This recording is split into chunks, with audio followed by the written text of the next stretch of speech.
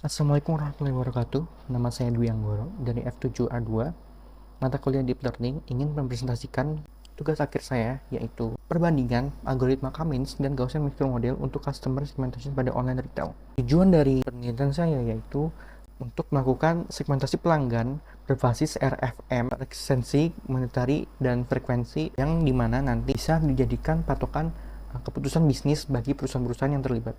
Yang pertama-tama kita bakalan mengambil atau mengkaji dataset dulu. Kolom-kolomnya itu ada invoice number, stock count, description, quantity, invoice date, unit price, customer ID, dan country. Lalu kita melakukan explanatory data analysis yang nantinya kurang lebih seperti kayak key performance indicators, lalu monthly sales trend over time, lalu top 10 selling products, lalu top 10 selling total sales, dan juga hourly sales distribution, dan juga top 10 selling product by total quantity.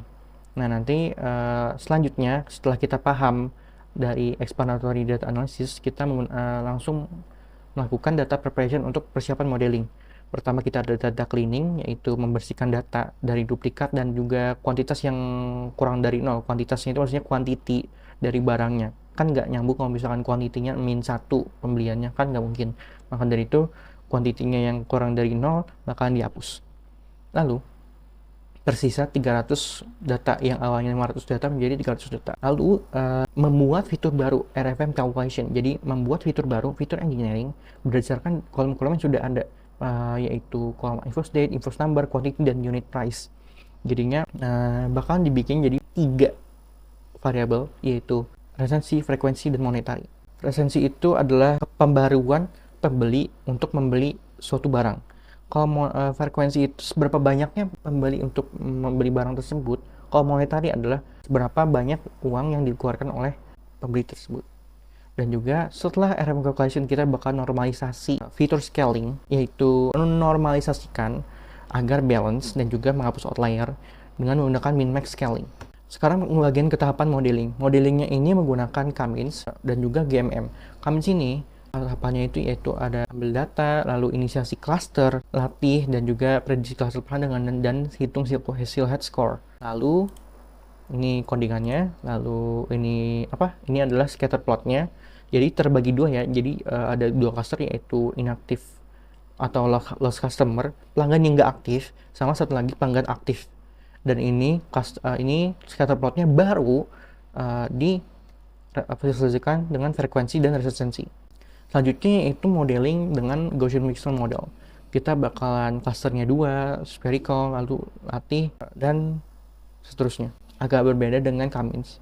Ini codingannya, dan ini adalah scatter plotnya.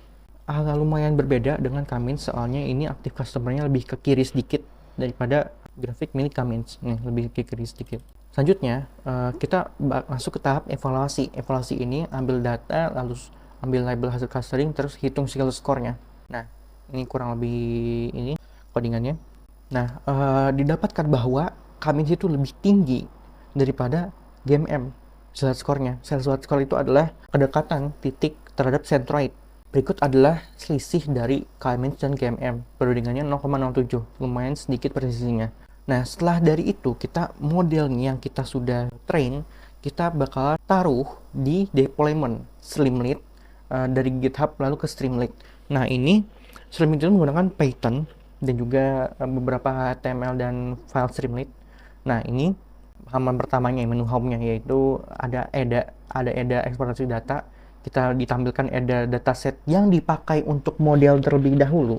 Lalu ke next page, yaitu single customer. Nah, single customer ini dibuat untuk menggrouping data-data tunggal, seperti contohnya yang di layar, yaitu ada 2025, 2024, dan lain-lain.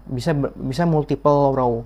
Dan juga di snapshot date itu adalah patokan tanggal untuk menghitung resensi ke beberapa pembaruan pelanggan membeli. Dan kita juga bisa memilih model di situ, dan juga ada tombol group customer, dan juga ditampilkan calculated matrixnya dan juga hasil clusternya. masuk ke mana. Nextnya itu yaitu halaman base grouping. Ini sama kayak yang tadi menggrouping, cuman ini bentuknya dataset yang besar, bisa menggunakan LXX atau CSV. Nantinya juga bisa ada pilih model di select model situ, dan juga bisa snapshot date-nya atau patokan tanggalnya bisa diatur juga sesuai dengan datasetnya juga. Dan juga ini juga bisa ngelihat preview dataset yang kita masukin, serta ada silhouette score-nya dan juga tampilan preview yang sudah di labeling. Dan yang terakhir ini adalah gambar menu model, spesifikasi modelnya. Ada silhouette score, ada clusternya berapa, inersia, dan lain-lain.